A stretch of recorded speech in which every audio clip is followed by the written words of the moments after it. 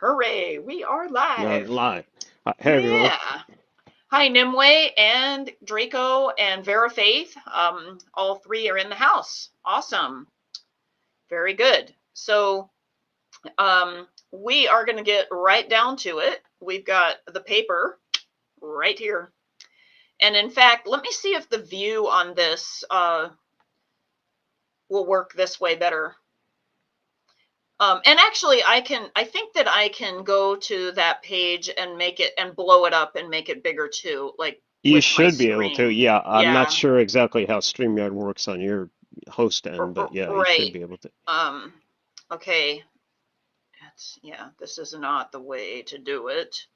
So I think that there is a way that I can, because I did it before, and now I don't know how I did it. Okay. Oh, maybe I was able to. No, okay, I can't exit out of these. Okay, so I thought that there was a viewing function from this menu, and I guess that there's not. Okay. Well, I remember, we'll just go with this. right. I, And I remember you've done something somewhere in the past, but they keep changing their interface all the time. So, well, you know, and the interface and it's not even the poor guys at StreamYard's fault. It's like YouTube and I mean all the things, all the right, platforms that their service needs to interface with, and one of the worst being Facebook, wherein you'll like people in the chat, it'll say Facebook user instead of like the person who it is, exactly. Yeah. which Hmm. is a real hassle. And I know that Facebook loves it because they don't want YouTube, their competitor, live streaming. They want it happening on their channel. But then they Right, right, take the videos down after a while. So then you eventually have to put it on YouTube if you want to keep an evergreen record. So, and exactly. because Yeah, we're kind of doing evergreen content on some level, right. um, we will be doing it on YouTube. So sorry, anybody that wants to be on Facebook, but no, we're gonna just do it here, and we're just gonna route everybody here and not on Facebook Live because it's too janky to work with. And nearly everybody has a Google account, so they can log into YouTube. I think YouTube is Right. probably the best one overall to reach everybody that needs to be reached. So I'm not sad about that. So okay, we're gonna do that. We're just gonna read. So Dave and I are gonna be alternating. This is a pretty long article. So Dave, do you want me to start or did you want to start? And then Well, we'll just alternate. I'll just make a little preface here about I mentioned Charlemagne at several points during this article here, and it always bothered me that the rapper took the name Charlemagne the God because I wanted to be known as Charlemagne the God, but it's taken. Oh, interesting. Yeah. Well, there's quite a bit of, and I'm sure that Draco can tell you as well. There's quite a bit of interest when people can trace their lineage, their genetic lineage back to Charlemagne, because they're Mm, like, we're back to Charlemagne, you know what I mean? yeah. And it's like a big deal. Yeah. So, okay. Do you want me to start and Yeah, then we'll we go can. ahead and have you start, and maybe you can even read the little preface above, and Yeah, then just read right. the introduction, and also and we'll continue and just alternate. Okay. Okay. Okay. Reclaiming the truth behind the Dark Ages. This article re-examines the so-called Dark Ages, revealing a twilight of reconfiguration rather than darkness, integrating mythic parallels and historical nuance to illuminate how memory, innovation, and meaning persists beyond collapse. Introduction: the darkness that was lit from one side. The story of Europe's Dark Ages is often told as a tale of decline and despair. Rome fell, its lamps extinguished, and with its civilization supposedly descended into silence. For 1,000 years, wars went unnamed, books unread, dreams unfulfilled, until the Renaissance dawned like a miracle, rekindling humanity's brilliance. But history is rarely so tidy. Darkness is a matter of perspective. To the man who fears wolves, the moonlit forest is dark. To the wolf, it is shelter. What if the so-called Dark Ages were not a void but a reconfiguration of meaning and power? What if the narrative of decline is crafted not to record what was lost, but to crown what replaced it? In Tolkien's Akalabeth, Numenor fell beneath the sea, its tower swallowed and its memory cursed. Yet in Middle-earth its legacy lived on in scattered remnants, Gondor, Arnor, and the tongues of men.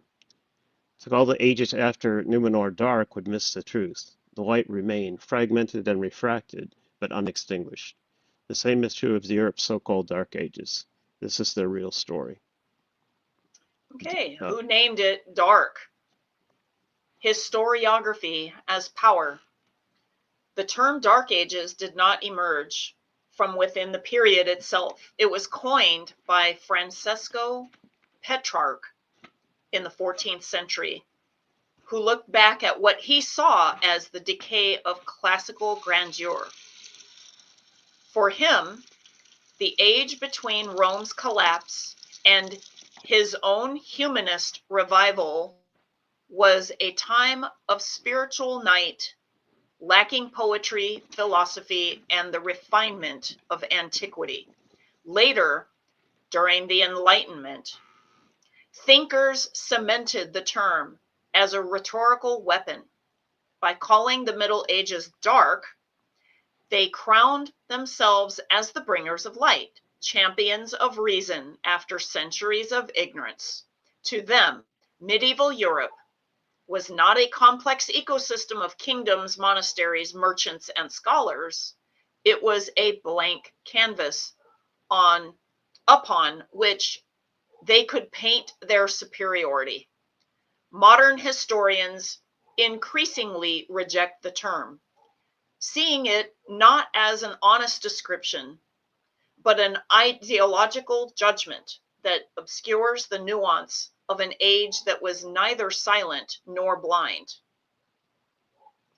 As with Numenor's tale, when only the victors write the annals, their framing becomes truth until someone remembers otherwise. To understand this reframing, we must first examine the lives and contributions of those who are often overlooked in the traditional narratives: women, peasants, and other marginalized groups. And dare I say, not only remembers, but speaks it. Right. Yeah. And do you want me to read the next one? Or Yeah. we can just, We'll okay. just switch back and forth. Okay. Collapse or decentralization, the real post-Roman reality. The popular imagination envisions Rome's fall in 476 CE as a sudden plunge of Europe into barbaric chaos. In truth, what followed was not annihilation, but decentralization. Rome had been a vast machine, centralized laws, standardized currency, an intricate network of roads, trade routes, and grain fleets, and urban centers bound together by imperial administration. When the Western Empire fell, these systems fragmented. Trade shrank to regional loops. Coinage systems broke down, and urban populations contracted as self-sufficient rural states rose in importance. Literacy shifted from civic bureaucrats to monastic scribes. But this was not the end of civilization, it was a rerouting. New kingdoms arose from the ashes of empire: Visigothic Hispania, Ostrogothic Italy, Merovingian Gaul, and Anglo-Saxon Heptarchy in Britain. These were not anarchic war bands, but emergent polities, blending Roman law, Germanic custom, and Christian belief. They lacked Rome's roads and tax bureaucracy, but forged new identities from layered cultural inheritance. This pattern mirrors the late Bronze Age collapse around 1200 BCE, where great palace kingdoms like Mycenae and Hattusa fell. Writing systems vanished, long-distance trades ended, but civilization reemerged as a mosaic of city-states. Greece entered its archaic period, birthing the epics of Homer. Phoenicia rose as a maritime power.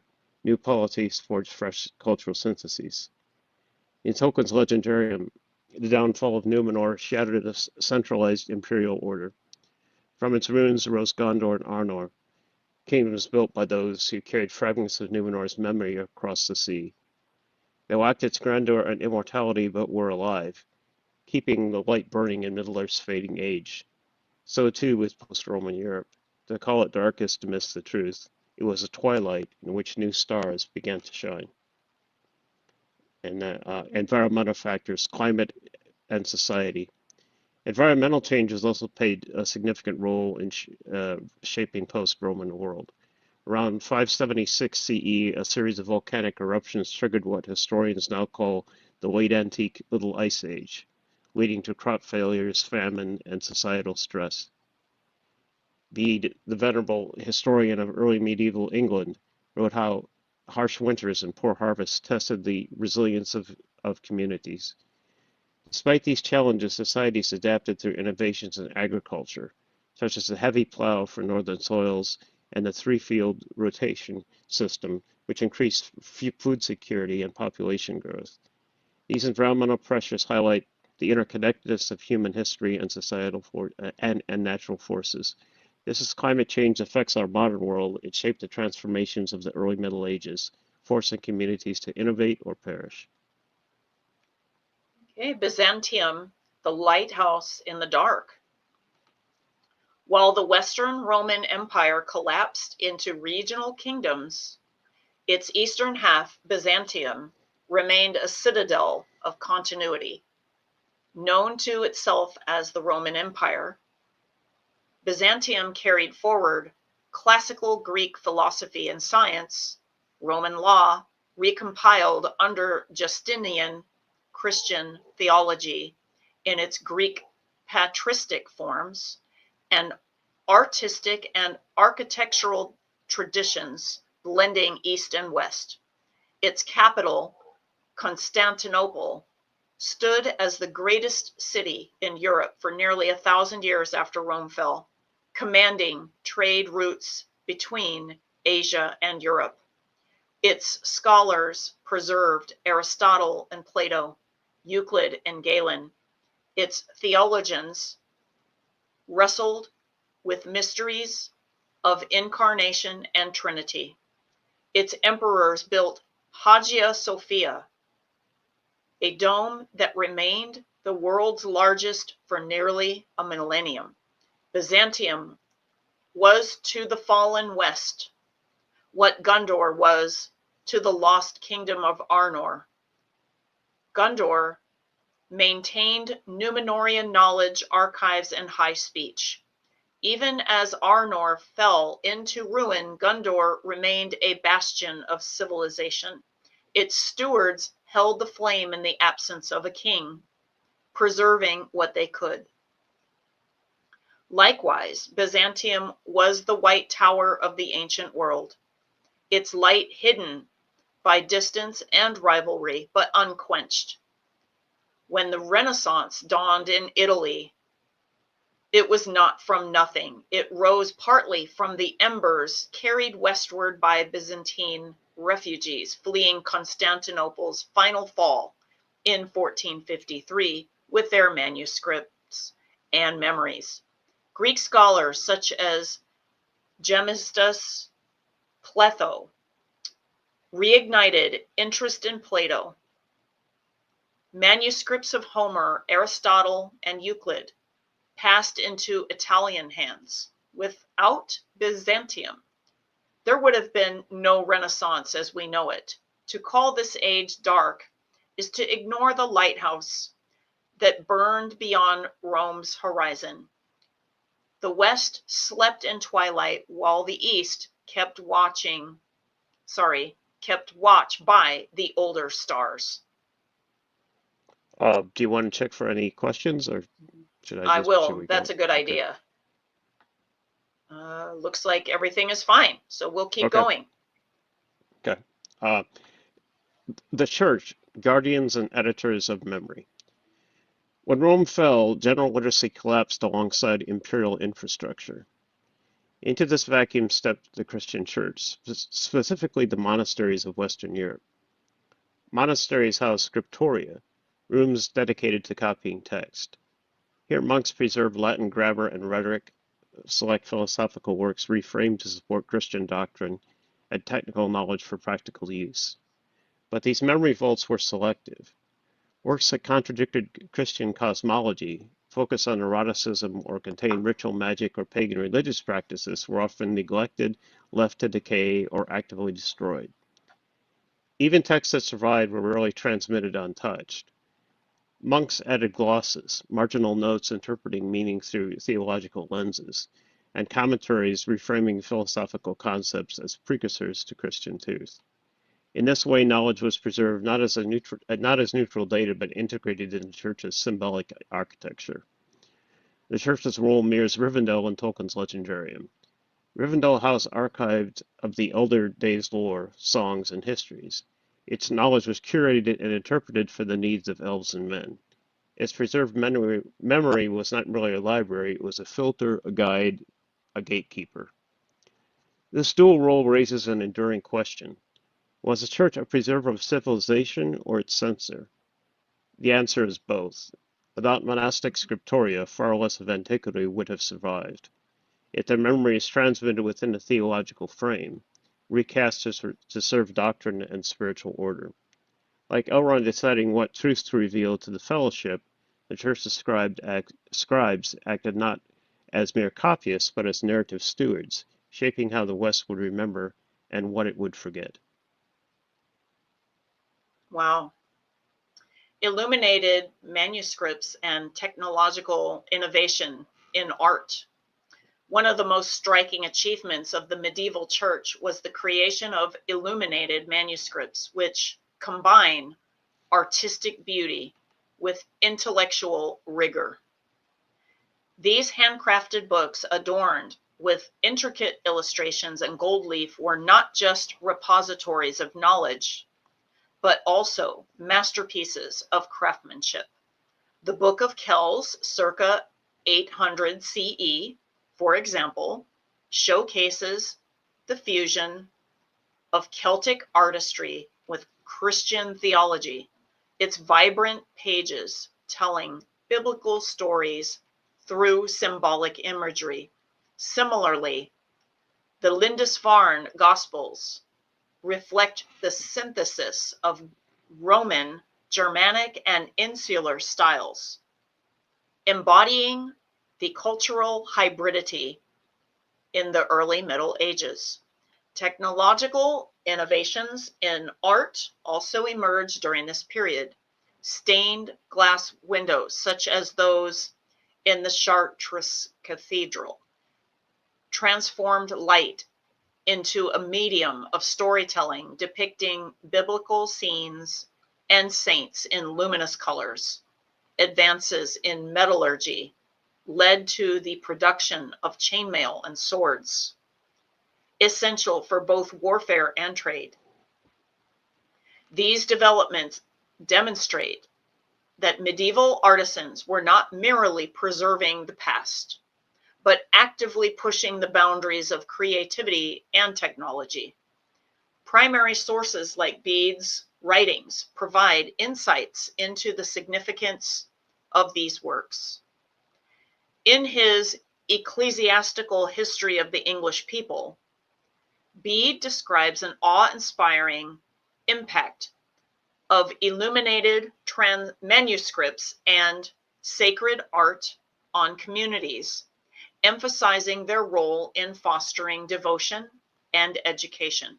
Such artifacts remind us that the Dark Ages were anything but stagnant. They were an era of dynamic cultural expression. The role of women and marginalized groups. While much of the historical narrative focuses on kings, scholars, and clergy, the contributions of women and marginalized groups were equally vital to the fabric of medieval society. Women in particular played significant roles as thinkers, leaders, and cultural innovators, though their stories are often overshadowed by patriarchal biases. Women in the medieval world. Figures like Hildegard of Bingen, 1098 to 1179, exemplify the intellectual vibrancy of the period. A Benedictine abbess, composer, and polymath, Hildegard wrote extensively on theology, medicine, and natural science. Her visionary works, such as Scrivius, Know the Ways, combine the mystical insight with scientific observation, offering a holistic view of the cosmos. Similarly, Eleanor of Aquitaine, 1122 to 1204, one of the most powerful women of the Middle Ages, was a patron of the arts and a key figure in the development of courtly love literature. Her influence extended beyond politics into the realm of culture, shaping ideals of chivalry and romance that endure to this day. Other women, though less celebrated, contributed quietly but significantly to their communities. Peasant women managed households, raised children, and participated in agricultural labor, ensuring the survival of rural economies. Nuns and convents served as educators, scribes, and caretakers, preserving knowledge and providing social services. For example, the writings of, this one I haven't encountered, so I may be mispronouncing it, Hroswitha of Gandersheim, circa 935 to 1000, a canonist and playwright, revealed a sophisticated engagement with classical literature and Christian morality, challenging the notion that women were excluded from intellectual pursuits. Marginalized voices, yeah. the experiences of marginalized groups, peasants, serfs, Jews, Muslims, and others also shaped the medieval world. Jewish scholars in Islamic Spain, such as Maimonides, I'm hoping I'm saying that. Maimonides, Okay. Or, I maybe think, it's in Spanish, but I yeah. just thought it was Islamic, so I didn't know how to say it. It might be Maimonides. I'm pretty sure it is, yeah. Okay, 1138 to 1204, bridged cultures through their work in philosophy, medicine, and theology, influencing both Muslim and Christian thought. In Northern Europe, rural laborers adapted to environmental challenges by developing innovative farming techniques, such as crop rotation and watermill technology. These contributions, though often overlooked, were essential to the resilience and adaptability of medieval societies. Primary sources like the Anglo-Saxon Chronicle and the letters of Abelard and Heloise provide glimpses into the lives of ordinary people during this era. Abelard's correspondence with Heloise, for instance, reveals not only a profound intellectual partnership, but also the struggles faced by women seeking autonomy in a male-dominated society. By centering these voices, we gain a fuller understanding of the diversity and the complexity of the so-called Dark Ages. The Carolingian Renaissance, builders in action. To see medieval builders rather than mere curators at work, we need look no farther than the Carolingian Renaissance of the 8th and 9th centuries. When Charlemagne united much of Western Europe under Frankish rule, he did not merely preserve Roman fragments, he actively reconstructed the living intellectual culture. At his palace school in Aachen, scholars from across Europe gathered to revive learning, reform education, and create new syntheses of knowledge. Alcuin of York exemplifies this building spirit. Invited by Charlemagne around 782 CE, Alcuin brought together Irish monastic learning traditions, classical Latin rhetoric, and Frankish political needs into a coherent educational program.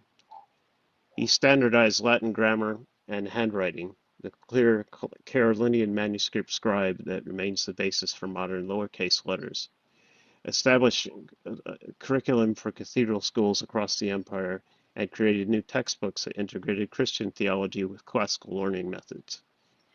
Would the clear Carolingian, would that be minuscule script?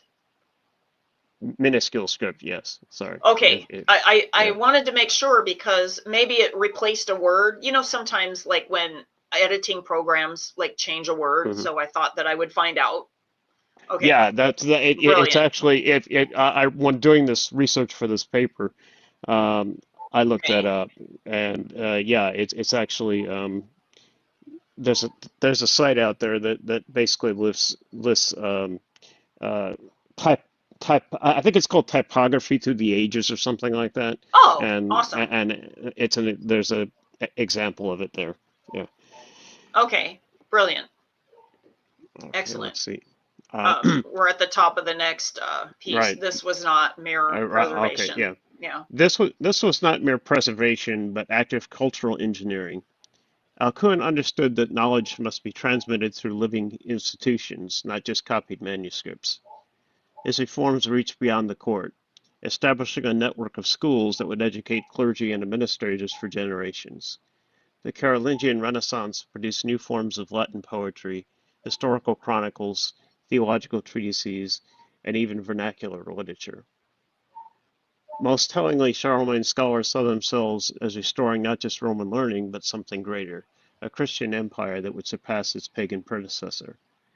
They were not curators mourning a lost golden age, but builders creating a new one. Their vision of renoviato, renewal rather than mere survival, demonstrates the medieval capacity for transformative innovation that the Dark Ages myth obscures. The palace school functioned like Rivendell hosting the White Council, a gathering space where scattered wisdom was not just preserved, but actively wielded to shape the future. Without this foundational work, the later medieval universities, scholastic theology, and even the Renaissance itself would have been impossible. Medieval innovation beyond preservation. The characterization of medieval Europe as merely preserving ancient knowledge ignores a remarkable record of genuine innovation. Medieval thinkers and craftsmen developed technologies and concepts that fundamentally transformed human civilization, many of which remain essential today. The heavy plow revolutionized agriculture in Northern Europe's dense clay soils, where Roman scratch plows had failed. This innovation, combined with the three-field rotation system, increased agricultural yields dramatically, supporting population growth and urbanization. The horse collar and stirrup transformed both agriculture and warfare, making cavalry charges devastating and draft horses efficient. I just want to say here, the heavy plow, it's the direct predecessor of the moldboard plow that they used on the Great Plains here in North America. It turns the soil over in a in like a, a whole strip. And the Roman scratch plow just basically scratched the surface so they could scatter seeds and then stomp them in. But that won't work when you have heavy clay soils. I was going to Uh, say yeah, eventually that's not going to work. Yeah. right. Very interesting. It would probably work if your soil was like looser and, Yeah, if all it's of more that. But sandy, yeah, or yeah, yeah, yeah, more mineralized, like the soil here in the south of the U.S. is, at least where I live, yeah. is heavily mineralized. So But you there's also, well, yeah. at least in Carolinas, there was a lot of clay too. I don't know Hmm. about Georgia, but I can tell you in the Carolinas, there was tons of clay, which at one time was where they made lots of bricks for building. They Right. made Hmm. superior bricks, but not so great for gardening. Right. Okay. Mechanical innovations emerged from medieval workshops and monasteries. Water mills and windmills, mechanized grain production, textile manufacturing, and metalwork. The mechanical clock, invented in medieval monasteries to regulate prayer times, introduced precise time measurement that became essential for scientific observation and commercial coordination. Gothic architecture represented not just artistic achievement, but engineering breakthroughs, flying buttresses, ribbed vaults, and pointed arches that allow unprecedented height and luminosity in stone construction. Intellectual innovations were equally transformative. Medieval scholars developed double entry bookkeeping, enabling complex commercial enterprises. Universities created the scholastic method, which established rigorous procedures for intellectual debate and knowledge validation.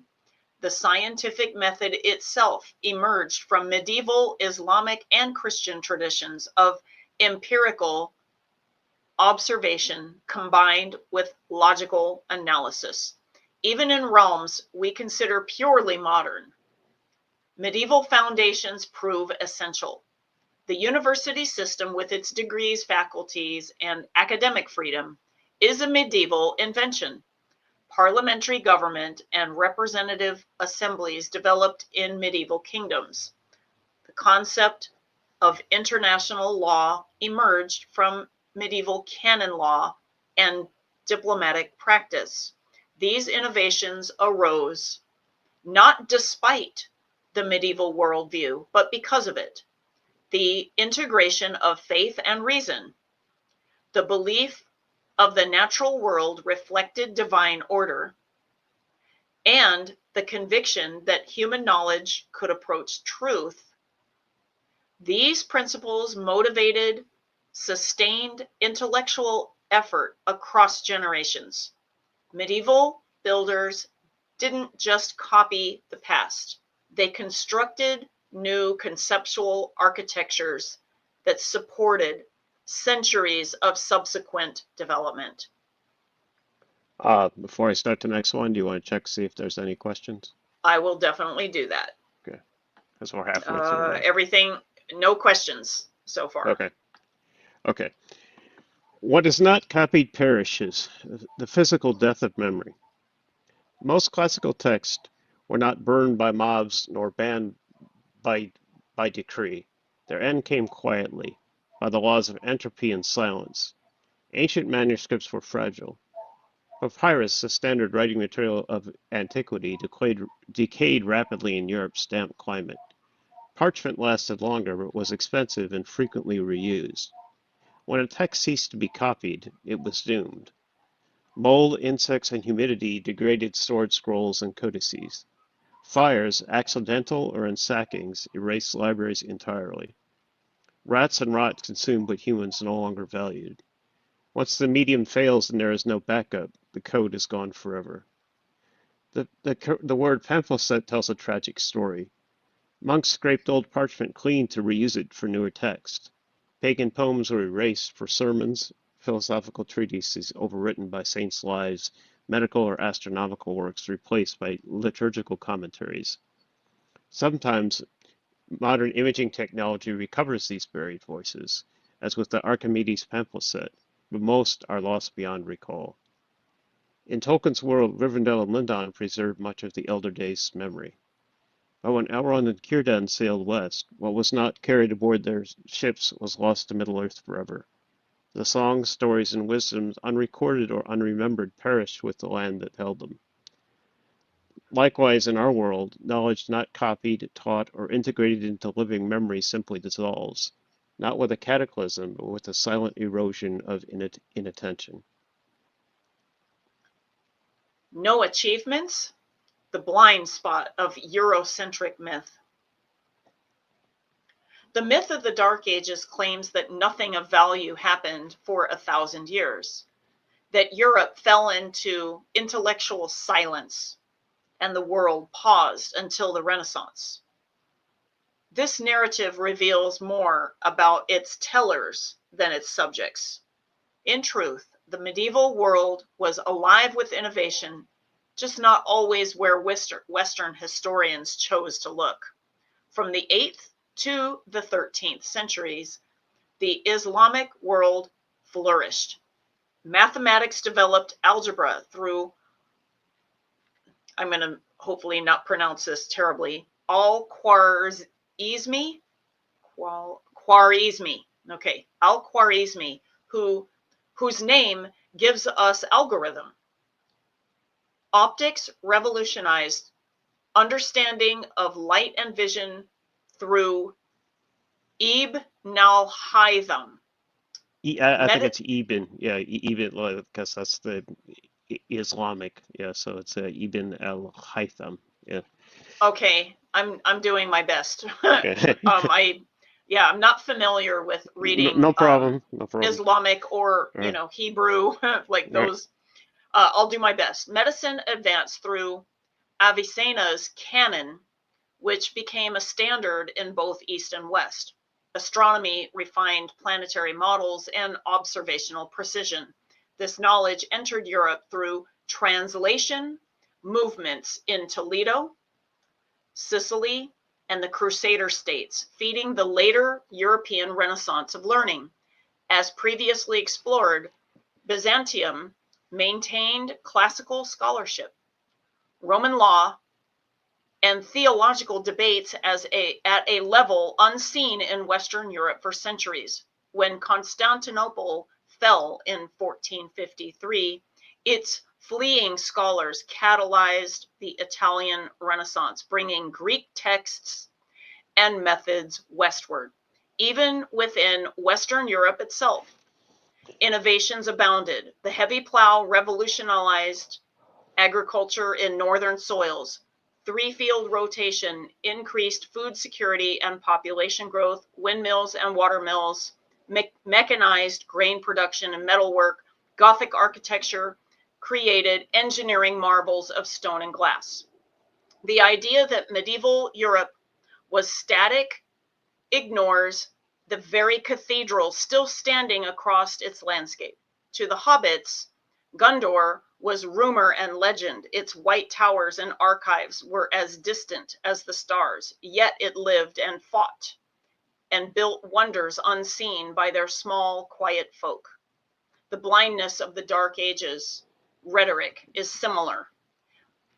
A parochial view from a narrow vantage, mistaking distance and difference for absence.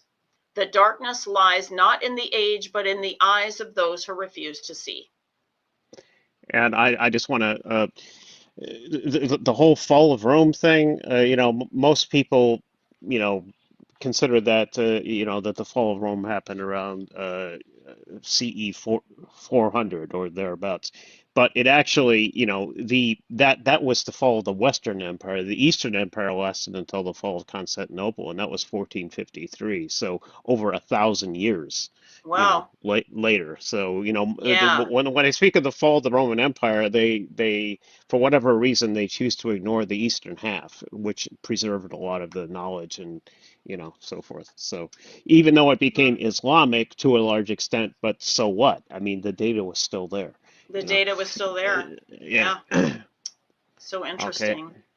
And then There's I no continue. comments, so you can continue, Dave. Okay. Okay. Um, contemporary parallels, lessons for today. The transformations of the post-Roman world offer valuable lessons for our own time. Just like the early Middle Ages saw the decentralization of power and knowledge, today's digital age witnesses the fragmentation of information across platforms and communities. Social media algorithms prioritize spectacle over substance, echoing the dangers of curators without builders. The rise of echo chambers and the misinformation underscores the need for critical thinking and active engagement with history. Environmental factors also resonate with contemporary concerns. The late antique Little Ice Age disrupted societies in ways that mirror the challenges posed by modern climate change. As rising temperatures threaten global stability, we can learn from medieval adaptations, such as agricultural innovations and community resilience, to address the current crisis.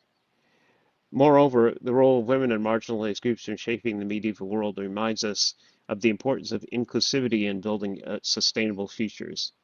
By amplifying diverse voices and recognizing the contributions of underrepresented communities, we can create a more equitable and resilient society.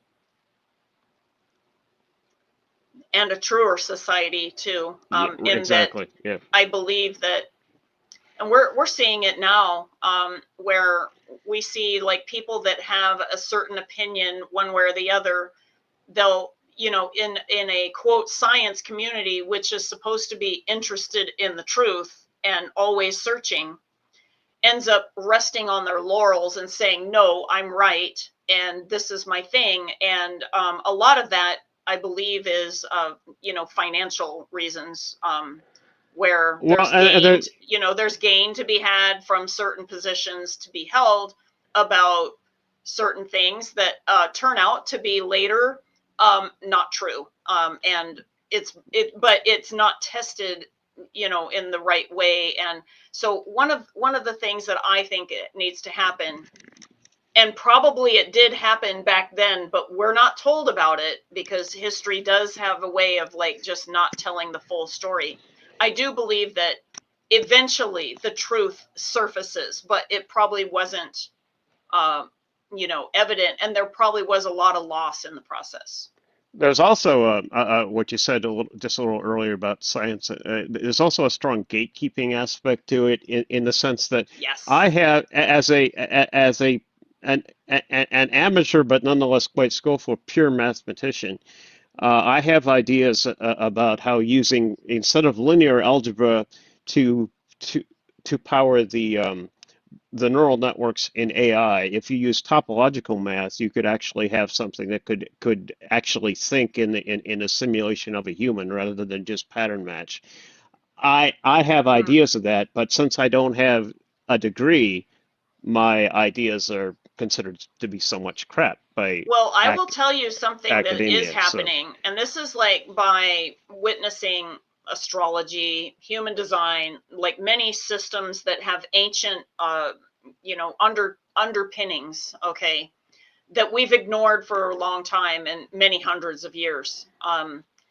I will tell you that the idea of a degree is not going to mean as much as actual knowledge in the future. And it's coming sooner than later. I can tell you that technology is getting so innovative now that it won't matter. It's just going to be the speed of light, and like the pieces of paper with a degree on it from so and so won't matter right, that much. right. Now, it doesn't mean that education isn't important, but the perceived brand of, I'm Princeton, or, whatever it is, Right, it won't right. matter. It won't matter. So Nimue says, what a great line. The darkness lies not in the age, but in the eyes of those who refuse to see. Just wow. And then Vera Faith says, this is very interesting. So, and we are going through this because, there might be several people that are like, so what does this have to do with Tolkien? Well, much of Tolkien's legendarium bringings forth, okay, if you will, is rooted in history in the world. Exactly. And so it's really a good comparison study to study the world that we know. So it's like timelines and their commonalities, and how things mesh together, and you know like how that would fit like in a mythological way rather than a historical way, although as Dave has talked about before, there's probably crossover with that, like mytho-historical, right? Right. So very good. Let's switch back to the paper. Do you want me to read, or you? Uh, It's up to I, you. I I was the one who read the last one, so you can, Okay, and I'll do the Ghost Builders one. perfect. The Renaissance, selective rediscovery, not true rebirth. The Renaissance is celebrated as a triumphant awakening from medieval darkness, a sudden explosion of art, science, and human dignity after millennium of stagnation. But this narrative itself is a myth. The Renaissance was not a spontaneous flowering from nothing. It was the selective recovery of lost knowledge, the translation of Greek and Arabic texts back into Latin, and a reorientation of focus from theological synthesis to classical humanism. Scholars like Petrarch and Poggio Bracciolini scoured monastic libraries for forgotten works. Poggio discovered Lucretius de Rerum Natura in 1417, a materialist poem lost for nearly a millennium.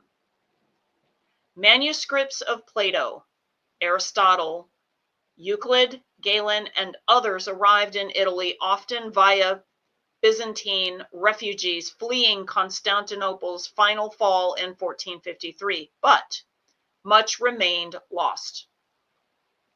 For every text rediscovered, many were never copied before their originals decayed, destroyed by accident or neglect, or deemed theologically dangerous and allowed to perish. The Renaissance was not a rebirth of the ancient world. It was a construction of a new vision from fragments. What was missing was simply unremembered.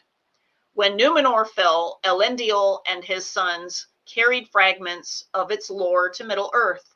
They remembered Elvish tongues, but not their full grammar or poetry. They built tall towers, but never again cities like Armenelos.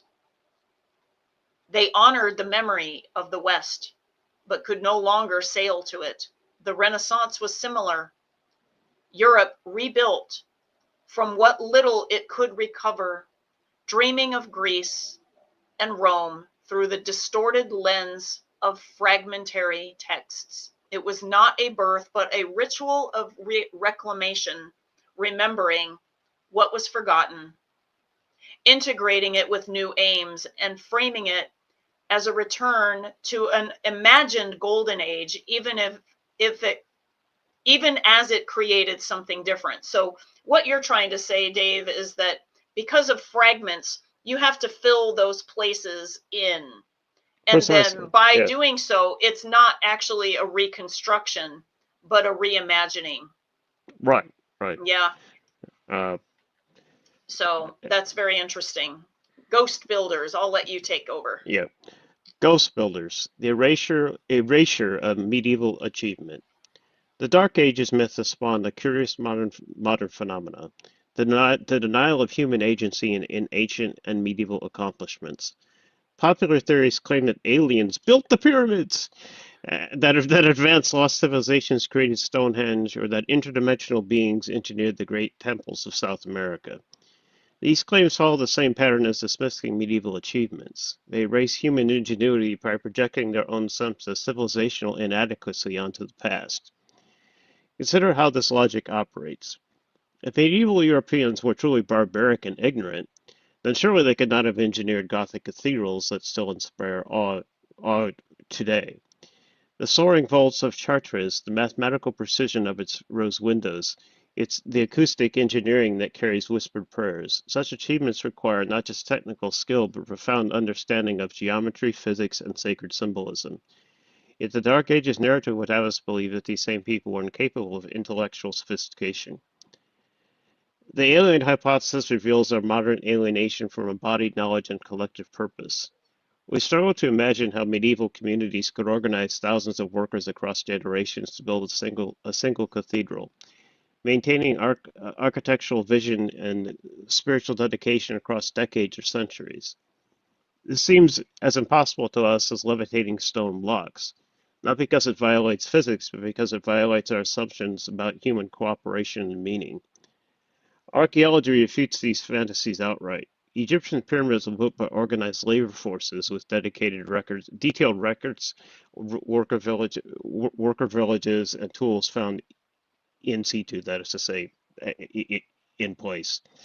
Medieval cathedrals reveal centuries of iterative engineering with masons' marks, construction phases, and technical innovations clearly documented. But modernity finds this unbearable.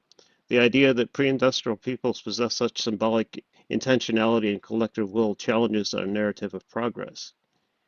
To say aliens built the pyramids is like saying the Valar built Minas Tirith, erasing the masons and engineers of Gondor. It denies their labor, their planning, their devotion to something greater than themselves. When we replace ancestors with aliens or dismiss medieval achievements as primitive, we disinherit ourselves from their symbolic legacy.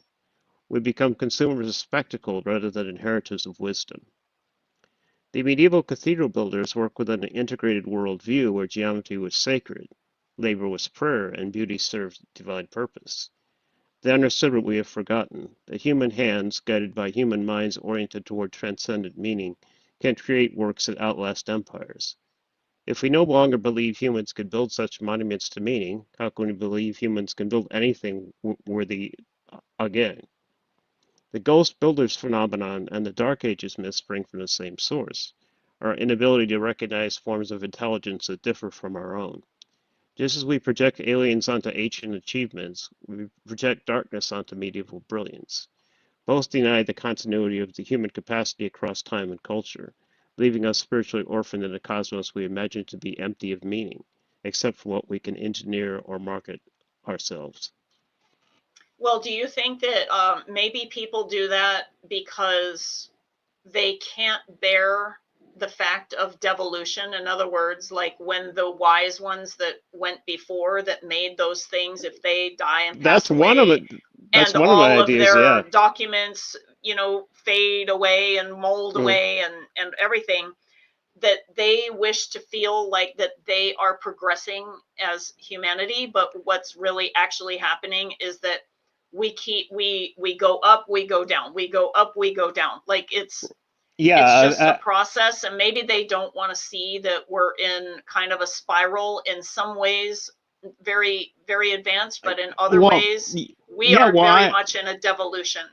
one of my hypotheses is that modern culture, modern westernized culture as a spread across the Yeah. planet now, for whatever reason, has a problem with the very idea of eternal return or cyclic time. If we were in India, probably there wouldn't be as much. There would still be some because Western culture is now globalized through cell phones and whatnot, but there wouldn't be as much. Well, the aliens built, you know, the ancient temples of India.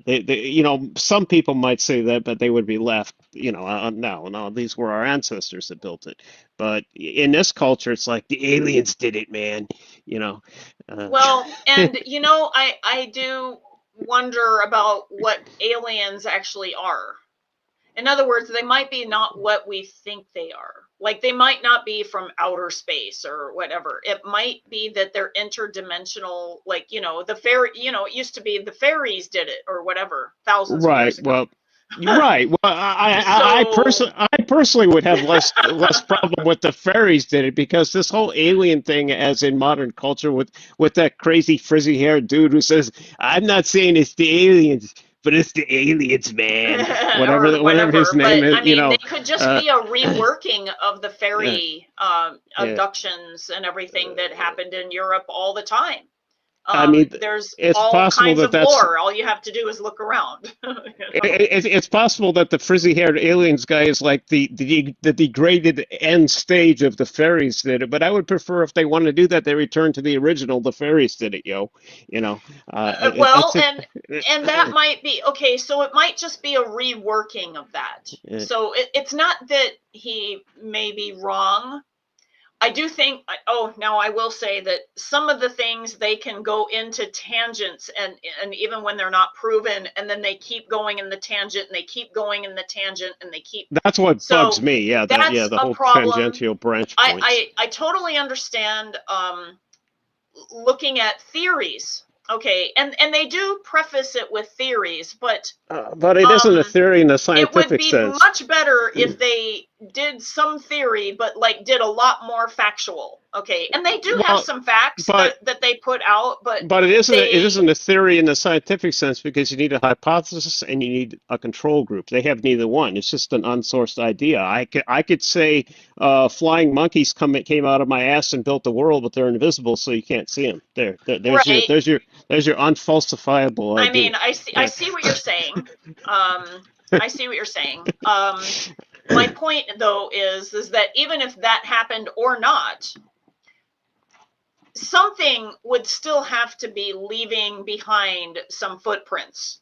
You know what I'm saying? Like in order to even like yeah, but there are like no say such something like footprints that.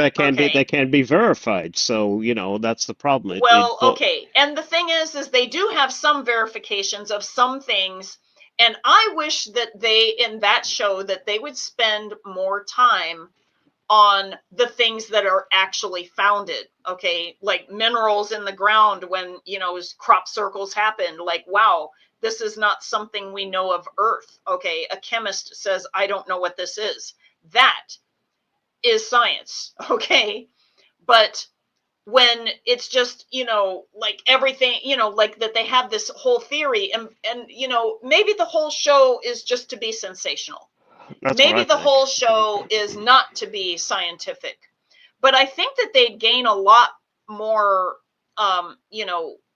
like, if you will, audience if you could do some theory and make it very clear that, okay, this is theory, and maybe do like cuts of the show, like where they talk about like 20 minutes of evidence and then 10 minutes of theory, like if they have a half-hour show, right? Just saying.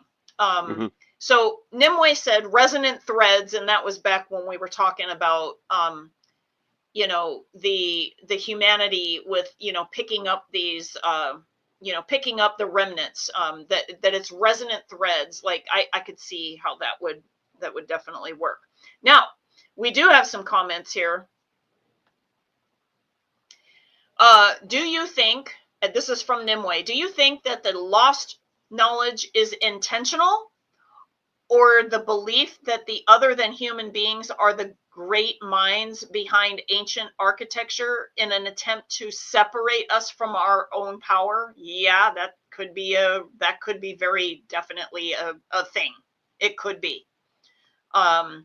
What do you think about that, Dave? Do you think that it's a way to like separate us further from meaning like that we couldn't even recapture our ancestral memory to get those pieces back?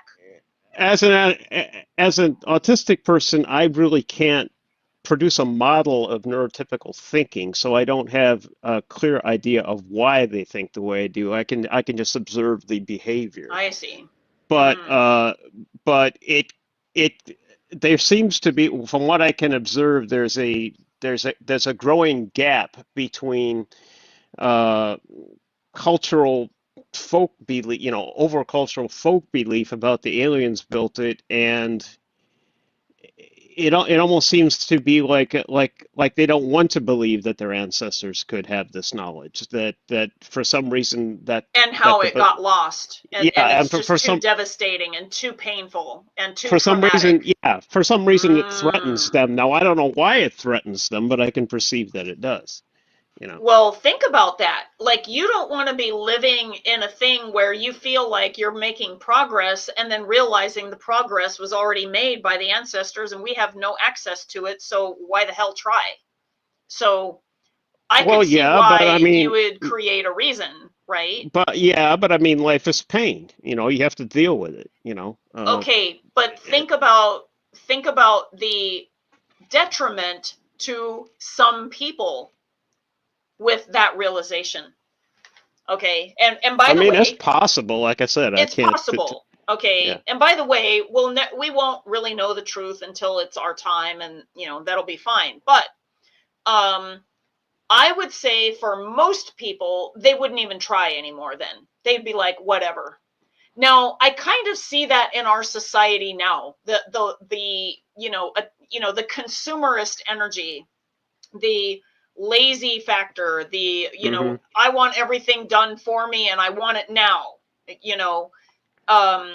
There's no, like, I don't know what you want to call it, but striving to understand, like, how does the inner workings happen and all of the things, right? Like, just do it for me, please, like on my phone, whatever, just do it, right? Instead of actually learning how to do it. And I've watched this over my lifetime where I knew how to do things, and then of course with 5G and a bunch of other stuff, and I think it does have like some brain interference that all like not be able to remember how to do things, and we signed up for this experience on some level, so I guess part of that is just learning about how to forget and remember again, which I think is one of the challenges of being a human anyway, is the forgetting and the reclaiming or remembering. But as you note, Dave, it is not a true remembering. It is only from fragments that we can get, and then we have to fashion the rest. And this is sort of tangentially related, but I've seen this sort of behavior now when people go on on dates, you know, they're not looking at each other, they're looking at their phones. And I'm like, that's the Right. craziest thing I've ever seen in my That's damn life. nuts. Oh, You that know, was like, and I told you about this when I went to Blondie, meaning a concert of all ages in Los Angeles, a very, if you will, hip city, right? Like it's not like stuck in a time warp or anything. Okay. And I go to the concert and nobody talks to each other. Only the people that they came with, and then everything else was like this in their phone. So like they're filming in their phone. They're watching the concert in their yeah, phone. see, that's They're idiotic from my talking point of to view. each other, but like no interaction with who's at the concert. Like, you know what I'm saying? Was it like that back in the day? No. Okay. If we brought something, we brought a lighter and like lit it up, right? Exactly. Like that's Exactly, what we yo. I've did been back to in the lots day. of concerts. Lisa's been to more than I have, but I've been to a I've number of been to a concerts lot of myself, and concerts. that's, but, but, But that was yeah, absolutely surreal to me. It was yeah, and like, am I on a foreign planet? Like, literally, where is the it, humanity here? There is no to humanity here. me, It to was me, it's creepy. incomprehensible. I don't even own a cell phone. One time, a relative, I know. a relative gave me one once, and I got sick of it, and I put it in the campfire. But, but, Oh, but, did you take the gold out first? no, I just melted the whole thing. It's like a sacrifice, yo. The whole thing's going in, you know. Okay, well maybe the gods got their gold and they like you now, and so they're Yeah. like, "Ooh, Richard Parker, like we're gonna," right? So anyway, the okay, so back to Nimwe's question. That's a very interesting take. She continues and says, "From our belief, we are capable of continuing on being and building great and amazing things." Yeah, I mean, Exactly. I think Yeah. that it's very impactful to realize that, you know, we think of humanity as being progressive and, you know, getting better and all of this. And it's honestly, it's just not true. I I think haven't seen any we evidence of are going through cycles of where it's great and then cycles of decline. And I can see, you know, technologically now we're growing, but we have a lot of decline emotionally. We have a lot of decline in other ways as well. So, you know, I guess it depends. We certainly have a decline physically at this point. Um, you know, people are dropping like flies right now. I mean, like just, I mean, you know, I just can't believe how many people like, and little kids getting heart problems now. I mean, you know, there's obviously something like wrong with the world. Okay. And whether that's deliberate or not, you know, I'm not going to go there. That's a whole other conversation. But, you know, I do think that humans wouldn't like it as a whole, wouldn't like it so much if they knew that their ancestors lived in a better age than them. quite possible. I don't Yeah. think that they wouldn't be able to like really live with themselves and just go, oh wow, you know, this is a terrible thing. You know, my great grandfather wouldn't be proud of this, you know, like of this, all of this stuff. So we don't want to think about that. Okay. So, you know, Nimue might be right. And by the way, she also says, ditto, fellow autist here. So that's very interesting. Hmm. She also says, it's crazy how loneliness is an epidemic. People are trying to connect through their phones, but the person to person contact cannot be replaced. Amen. Exactly. Exactly. Yeah. Amen. We love that. Okay. And maybe I should say Nasie and, Yeah. you know, let's see, you know, like Laita, like blessings, man, like what a very cool And, thing to and witness here. Richard Parker can say, yo, for real, you know. Okay, and just to break it up a little bit, Merlin says, "I knew it was the flying monkeys." Wizard of Oz didn't have it wrong, right? Anyway, and Vera Faith says, "I listened to a person that claims the Nephilim built them or the offspring of the Nephilim." Yeah, like I mean, just again, it's this whole, you know, who did it, and by the way, not saying that any of these things aren't true or what have you. Like, I mean, maybe it is like this kind of stuff. Okay. But the whole point is we'll know like one day when, you know, everything is revealed, right? But right now we are in bodies and we're here traversing this world for whatever reason that we are in this world. And part of it isn't really to discover all the mysteries, because we'll all know the mysteries when we're not in this body. Okay. But what we can do is discover what is our path, regardless of the insanity going on in the world. And we also need to make connections with those who are also not insane. And we realize, oh yeah, we're not insane. Okay.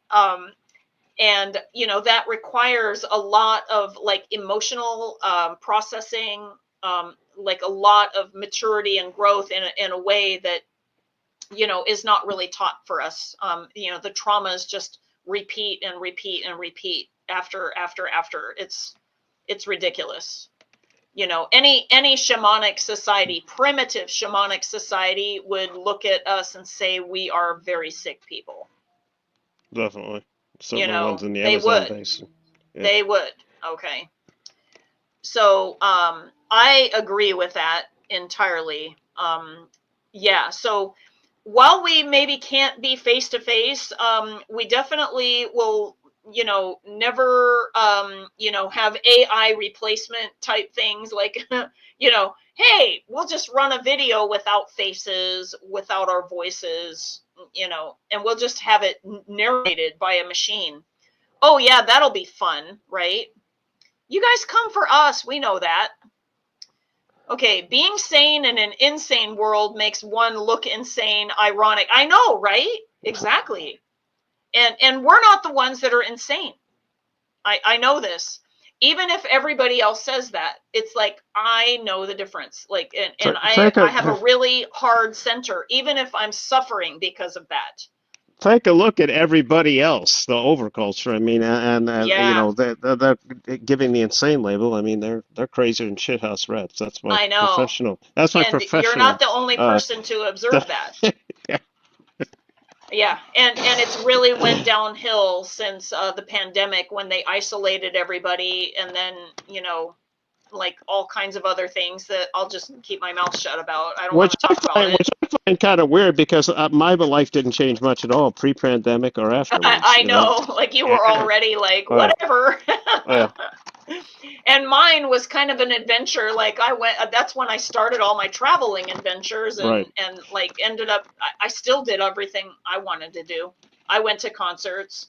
I went places. I had masks that I created that I could breathe through. I mean, I never took a test. Okay. And by choice, I decided not to, you know, consume the vaccine because of like potential autoimmune issues that could have been from the vaccines that I was like looking at the primary, or I should say the, what would I call it? The preliminary, that's a better word. The preliminary research on some of it was like, oh no, I don't want to go further into autoimmune. So I just avoided it. But I was fine with, you know, what everybody else chose to do, was their own process, and we're still all learning from those processes. I really think that that's what's going on.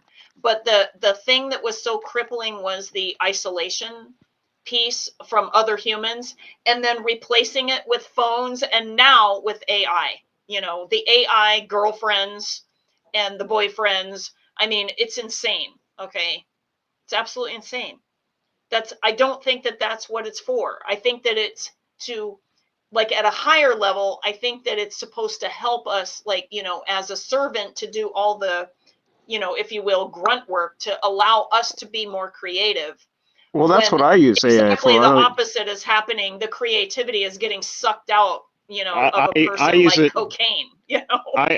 I use AI as a research assistant. I actually use several of them, but you know, as research assistants. I don't use it as artificial girlfriend. You know, I go to old-fashioned red tube. Yours is like, yours had better be a workhorse. Yeah. That's all I gotta say.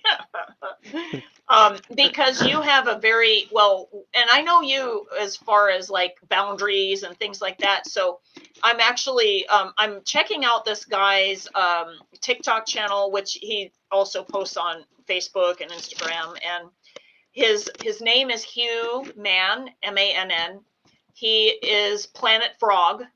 and he is a really cool creative guy, very spiritual. His wife is a dowser, which is how I found out about him. And he even like uses AI to like write music, but like then he like tweaks it so that it hits his ear well and other things. And he's just having a good time with it. But he is also ran into people who are using it as a way for, and what he talked about was that entities can come through the AI portal because it's not protected. We have to protect ourselves. And what he said, I thought was really profound. He said, AI in humanity right now is like introducing a double-edged sword in a humanity that has only ever seen sticks of wood. Very telling. We can do a lot with the sword when we are not killing ourselves first and cutting ourselves, right? Like we're going to go through a time period where it's really very interesting. Yes, that's him, Nimue. You hit it right on the head. That's him. Goes by Planet Frog also. Okay.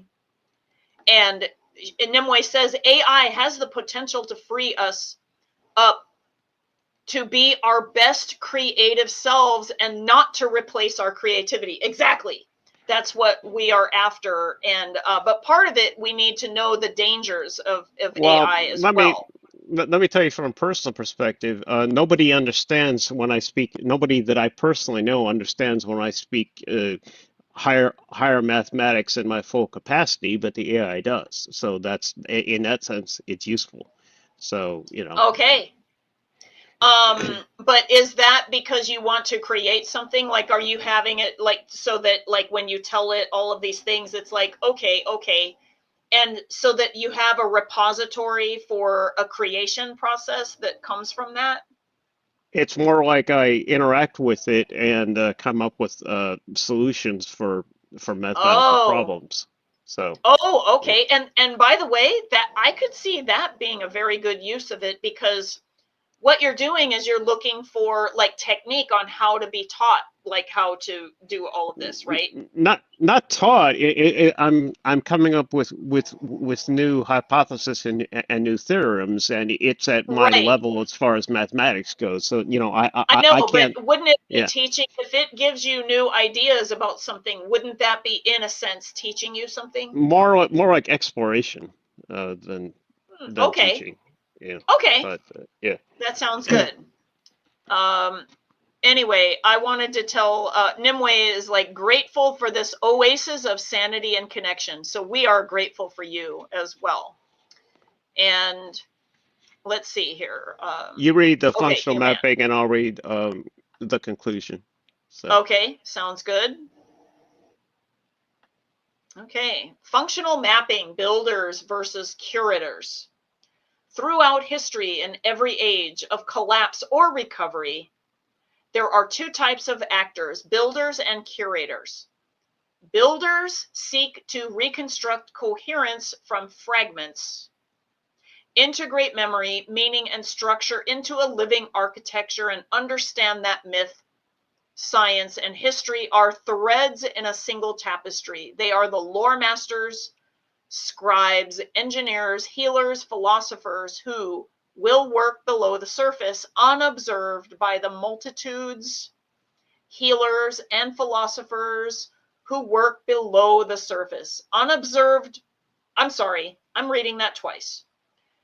I'll start over. They are the lore masters, scribes, engineers, healers, and philosophers who worked below the surface, unobserved by the multitudes, laying down the vault stones upon which new civilizations arrive.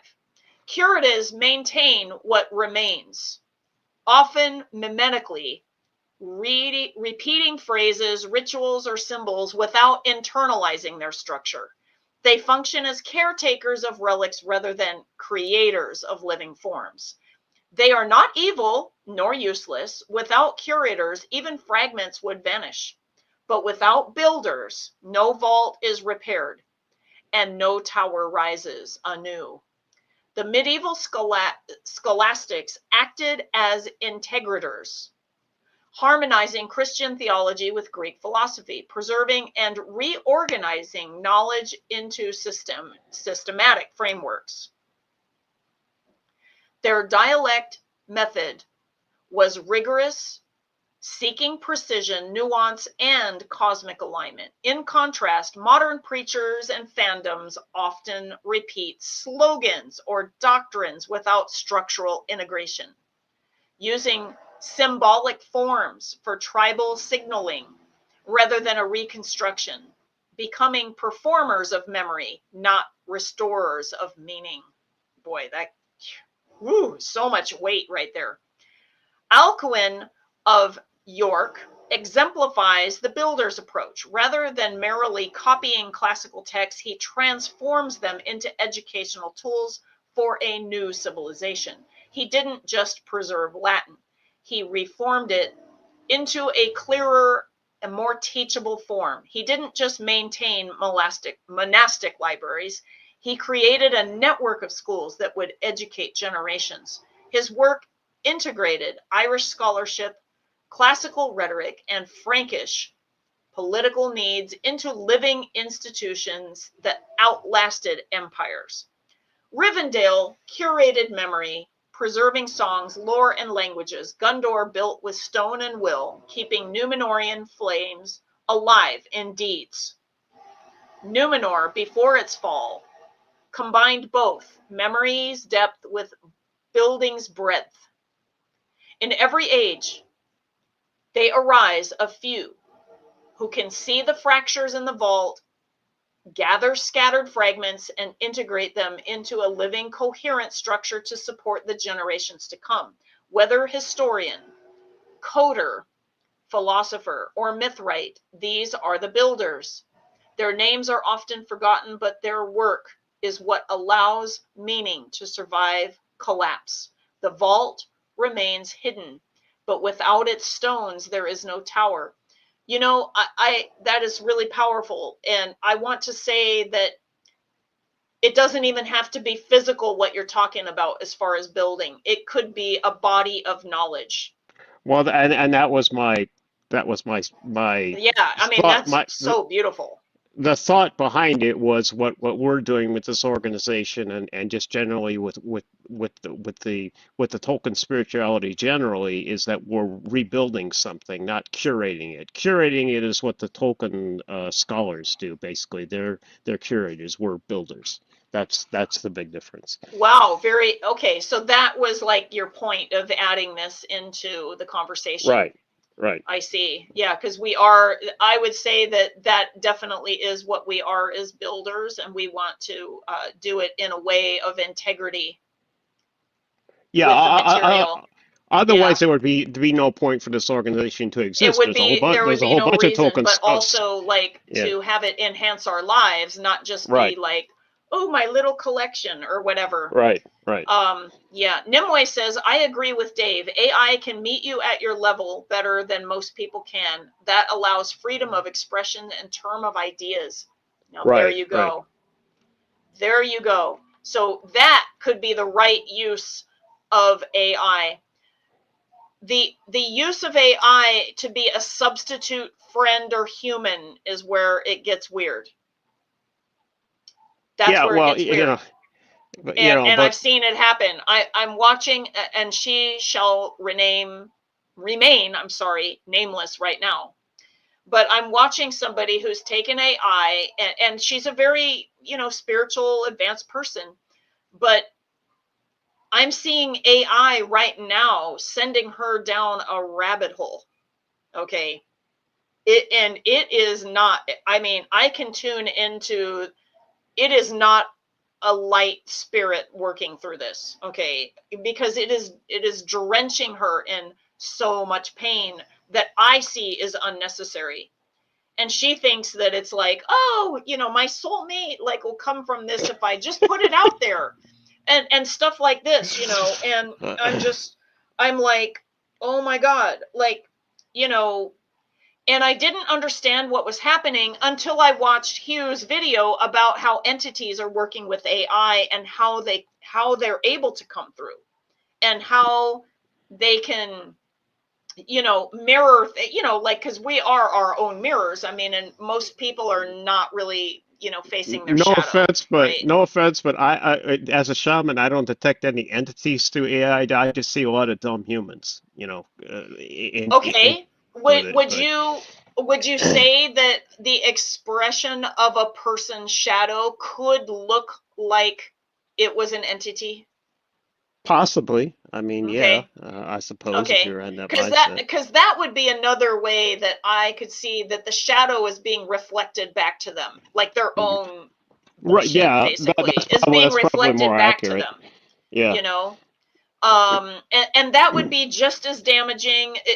You know, it doesn't really matter your viewpoint. I just think that we need really healthy boundaries for our use of AI. Hmm. And because I'm a cautious person, I want to know how to set those boundaries properly so I don't get snapped, you know, in this early stage of AI. And I know that AI is going to get more, you know, it's going to keep going. So at some point, it's like, okay, I'm going to, you know, I'm going to end up using it at some point, right? But in the meantime, I know that we need really good boundaries and we need to be really firm in who we are and in grounded in our sovereignty and very protected before we do anything with it that is. And I'm not saying like, you know, you have to be grounded and protected in order to like get some information like searching Google, right? Like, no, I'm not talking about, but I'm talking about like if you are like working out a deep issue of a pattern or something that you're like wanting to do. And one thing I know about is AI is great with pattern recognition. And you want the truth of the pattern reflected back to you, I think it could be really useful for that. Okay. Nimue says, Oh, okay. collectively, people are not in a healthy mindset. Given the power of AI to unhealthy minds is a setup for a greater fall. It magnifies our folly. Absolutely. Right. Absolutely. Yeah, but you know Yes, that's on them. If that's they right. choose to have the AI tell them that they're a god and they can walk on air or something, then hey, that's on them if they walk off the edge of a building. You know, I mean, Yeah, it's not the AI's fault. I understand. But again, this is what happens when we get new technologies. Like there's always an up level, but there's always people that are doing pretty dumb things with it. Mhm. So there's lots of reasons that I guess that we're just seeing a lot of people that are just not present. I mean, how many times, this was before AI, how many times did you see people like, okay, so down in San Diego, there's this place called Sunset Cliffs, and there's signs all over the place saying, don't stand over here. Like, and it has Mhm. ropes and all kinds of stuff. Right, Like, right. don't go there because literally it will cave in. Okay, what are people doing? Oh, wow, Instagram, I'm on the cliffs. And boom. How many times have we seen this? It's repeated. It's not even like, I mean, it's not even like just one person and then we all learn. No, it's like I'm at the time very after edge of the time cliff. after time, you know? I'm at I'm at the very edge of the cliff, just not for very long. I know. Last Instagram post, guys. You know what I mean? Like, oops. Right. Oh, whoops, and now it's on the news. You know what I'm saying? It's yeah, it's very tragic. Um Moving on. Let's go to the conclusion. Do you want to read the conclusion? Awesome. Yeah. I'll read that. Okay. Conclusion: Rebinding memory after collapse. As the contemporary parallels reveal, the so-called Dark Ages teach us that these ages were never truly dark. They were a twilight of reconfiguration, an age in which memory fragmented, knowledge migrated, and new symbolic orders formed from old ruins. What was lost was immense. What survived was curated, reframed, and reshaped into forms that built Christendom, preserved classical echoes, and seeded the Renaissance. Memory is not just what survives in books, it is the integration of knowledge into living cultural structures capable of supporting meaning across generations. The Carolingian Renaissance demonstrates what becomes possible when builders rather than mere curators shape an age. Charlemagne's scholars didn't just preserve fragments, they created new syntheses that supported centuries of development. Their universities, their scholastic methods, their integration of faith and reason became the foundation for all subsequent Western intellectual achievement. Today, we witness the erosion of older knowledge traditions, the rise of curators without builders, and the spread of spectacle in place of symbolic integration. Environmental challenges, technological disruptions, and societal inequalities threaten to destabilize our world in ways reminiscent of the post-Roman era. Yet, as history shows, periods of collapse also contain the seeds of renewal. By learning from the resilience of medieval communities, the ingenuity of women and marginalized groups, and the enduring power of art and innovation, we can navigate our own twilight toward a brighter dawn. The medieval innovations in agriculture, technology, and institutional design remind us that human creativity flourishes even in supposedly dark times. The heavy plow and three-field rotation fed growing populations. Mechanical clocks and Gothic architecture demonstrated unprecedented technical sophistication. Universities and scholastic methods created frameworks for knowledge that persists today. These achievements arose not from copying the past, but from building new solutions to contemporary challenges. If the Middle Ages were not dark but dimly lit by guardians of memory, then our era awaits its own vault restorers, those who gather scattered fragments, myth, science, philosophy, art, and bind them into new architectures of coherence, building not merely towers of spectacle, but foundations strong enough to hold meaning beyond collapse. The Dark Ages were not a blackout, they were an age between stories, and this is an interstitial time when civilization shifted its symbolic infrastructure, and new orders arose from the compost of the old. Like Gondor holding Numenor's flame, like Gryffindor guarding the elder days' memory, so too do we stand within an age whose darkness is not empty. It is a shadow cast by the light of something new being born. And Oh, that's that's the end. beautiful, Yeah. Dave. Yay. That makes me think, and there's lots of references if you Yeah. guys want to go through those. So brilliant, as always. So we are going to hop out of that. I have something to add to this. Nimue and I earlier today had a different conversation where we were talking about a concept that would be, I guess, kind of like the halls of records. It would be like the Akashic records. And what I mean by that is like they're not on the earth, like they are in a different dimension. And so I think that with the fragments that could be left behind in the third dimension, along with an ability to research in the Akashic dimensions, okay, and bring together fragments that might not be, and again, this would be like psychic channeling, those kind of gifts that bring things together and weave things together. But it's through a way of like connection, of material, but like also through a lens of making it like something that is, like a restoring of a library, if you will. Okay, stuff like that.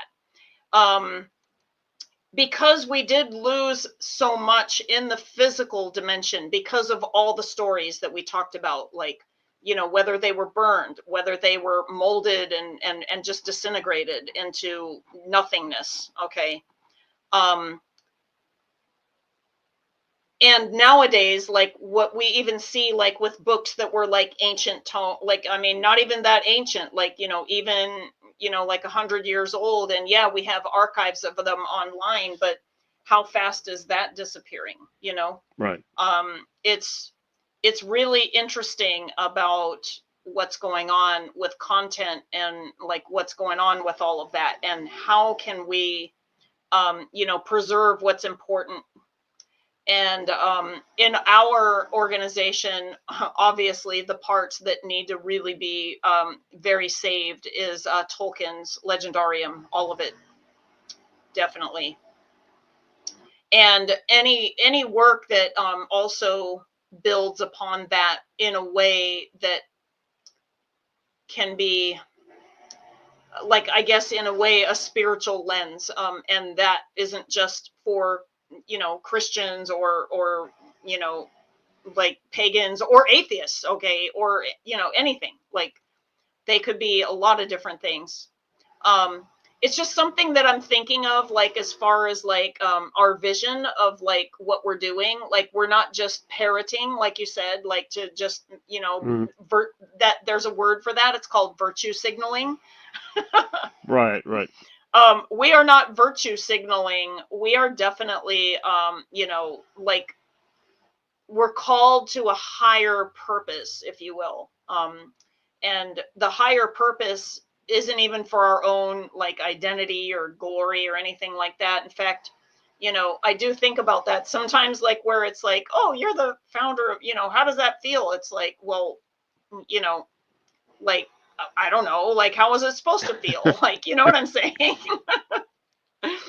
It's like, oh, wow, you have all, and it's like, oh, no, I don't like it when people come to me and like, hey, make me a high priestess, and, you know, wiggle your nose and flash your Oh, hand over me and I'll give you some money, and like, yeah, you you're a high mean priestess. Like, forget it, you right? mean you've had questions about founder of TE or Way of Artist lore about what well, how does that feel? Sometimes, So, every okay, now and again, yeah, like okay. they'll be like, you know, isn't that cool? And it's like, well, I mean, yeah, but like, that's not why we're, you know, like, it's kind of weird, but that's what happens between people that are looking for identity versus looking for purpose. Right. And Mm-hmm. Nimue and I had that conversation earlier today too. And sometimes our purpose doesn't even feel like we're even doing the purpose, because like it's kind of either shrouded from us, or like there's like an integration problem, or, you know, there's other things. And sometimes we don't know until the end, like once we don't have a body anymore, and then we go, oh, right. So we will be upon this earth for a long time. And Dave, I hope you live a damn long time. I would say forever, but that would be a curse. I would like you to live a long time, though. um, okay, Nimue says, reminds me of take the warning labels off of things and let natural selection sort the rest out. Oh, yes. Well, and then some of the warning labels are just absolutely, you know, I don't know. I think that they're even more detrimental than just letting people figure it out. But anyway, never mind. Because I think some warning labels are to keep you away from the truth too. Like, oh, warning, you know, and it's like not dangerous. They don't want you to have it, because the danger is that you would find them out and then you would have power over them. So there's that. So great article and brilliant history lesson. The connections were fantastic. So are you saying like retrieval from Akashic records and recording it in the physical realm? Yeah, it could be a thing like that fills in those blanks of things that like we do have, Tolkien's Legendarium, and seeing how we can flesh it out in order to make like not only a mythology, but like an access point for people to practice it as a spirituality that's a pure spirituality that is based in that mythology. And Yeah. related to this, I just it's not directly but tangentially related. Uh, I came up with a mathematical technique to you can and it isn't finished yet, but I've tested it on a few articles. You can feed it an arbitrary article, whether it's from Tolkien or from Stephen King or from a business publication, and it will detect whether there's a mythic signal in the text. So, you know, I have my mathematical explanation of what it does. The algorithm I was working, that's why I'm changing from ChatGPT to Claude, because Claude is better with basically coding stuff that you don't have to debug.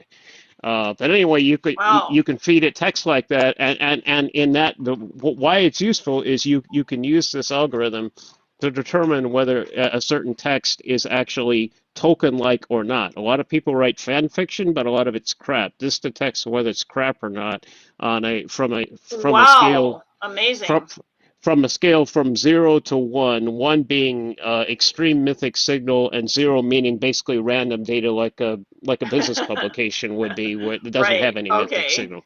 So yeah. Wow.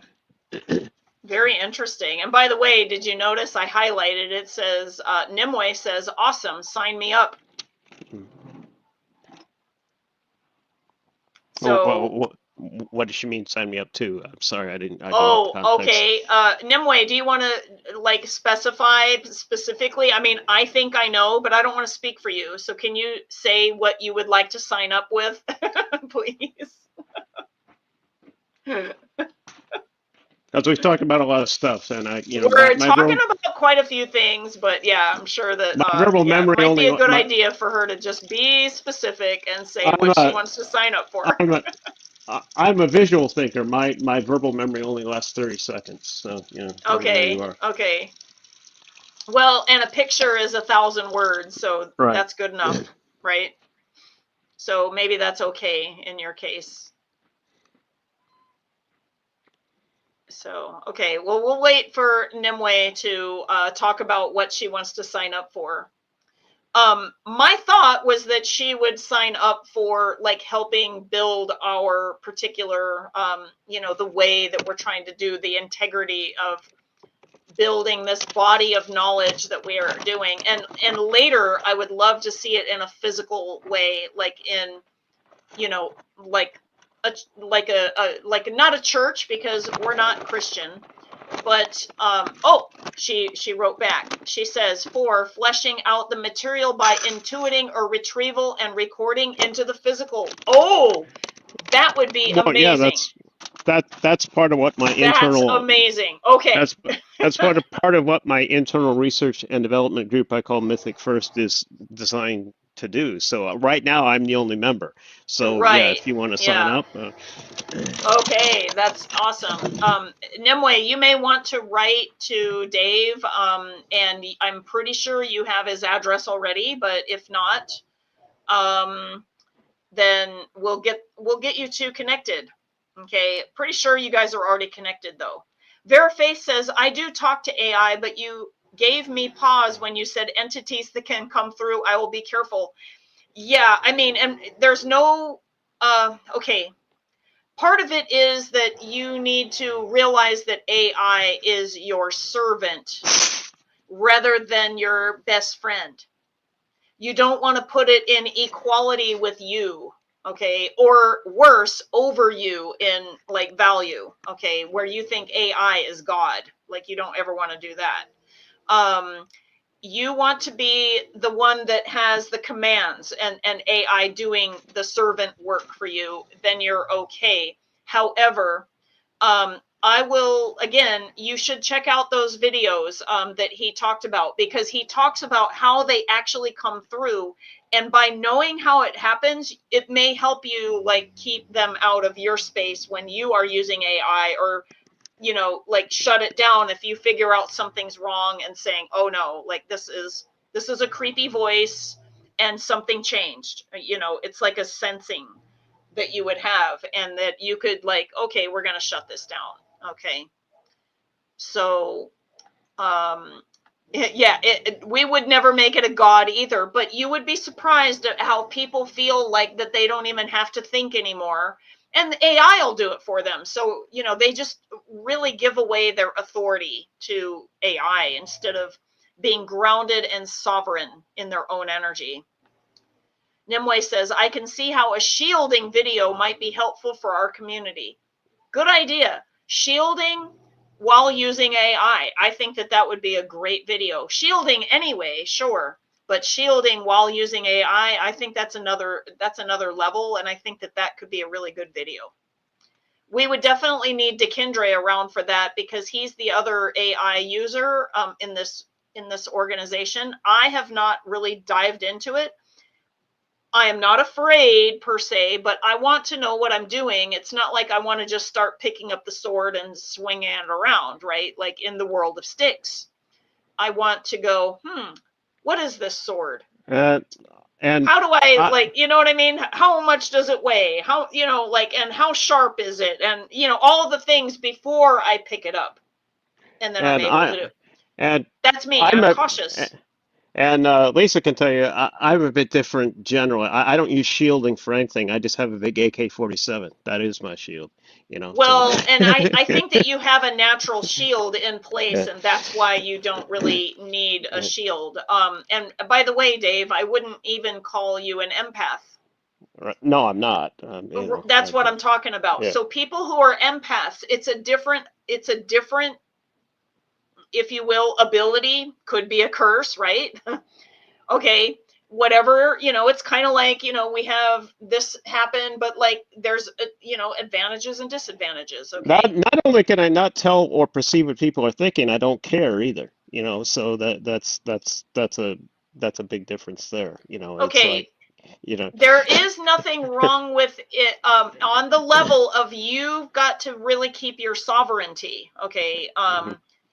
In that, yeah, like, I mean, you're not like, I mean, I would say that having it as a friend, that's a little dicey. It's a little dicey. Just be careful with that, because there can be things that come through that might not be friendly. And what can happen is that it may reflect your own shadow to you. And if you're not ready for that, and if you're not recognizing that, it could be it could be really disconcerting.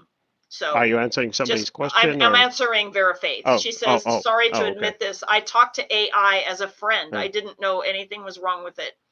I mean, you know, lots of people do, you know, they make it their boyfriend. They make it their, you know, like they're doing things like that. And what it is that it's not a replacement for a person. There it is, right there. You have friends, real humans. That is a different thing. It is never going to be a replacement. And that is the difference. So just really know that, and always make sure that if your AI behaves weird, you're in charge, okay? And you shut it down. Like, or, you know, like, yeah, we're not going to do this today. You know what I mean? Like, make a firm boundary about that. Hi, baby girl. Did you want to say hi to everybody? This is Sam, you guys. Isn't she Hey, pretty? yeah, pretty kitty. Yeah. And she's a pistol today. Yes, you are. But and she's got my arm. She like, you know, she's a little feisty. It started last night, and I'm not really sure what's going on with her, but you know, whatever.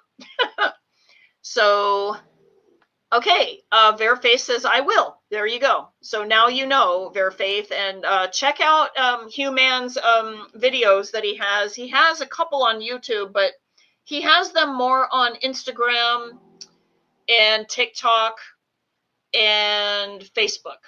Okay, just letting you know about that. He doesn't upload everything to YouTube. Okay.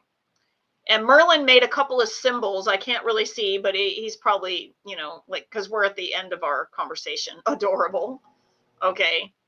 And that's probably for the Sam. Yeah. See, Sam, everybody loves you, even if they don't know the truth about you. I do. Yep, she got me good too. See, I got blood on me.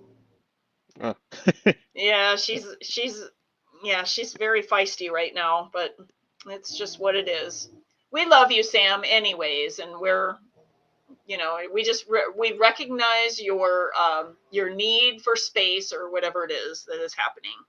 She doesn't like, she's not snuggly, although she has moments where she is. So anyway, so is there any other questions? Or okay, I appreciate that, Nimue. Okay, very good, very good.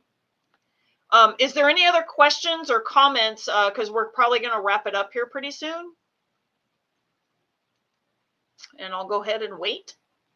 And we'll see what happens in the comments.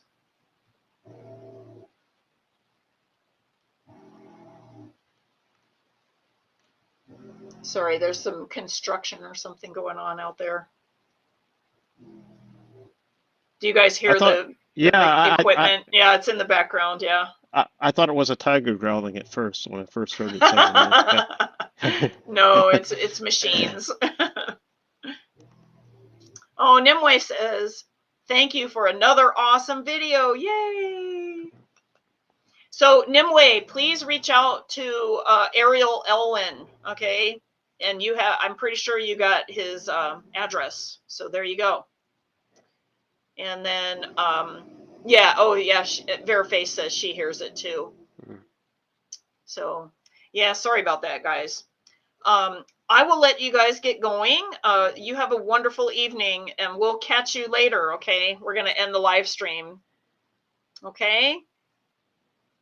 Bye, everyone. Bye.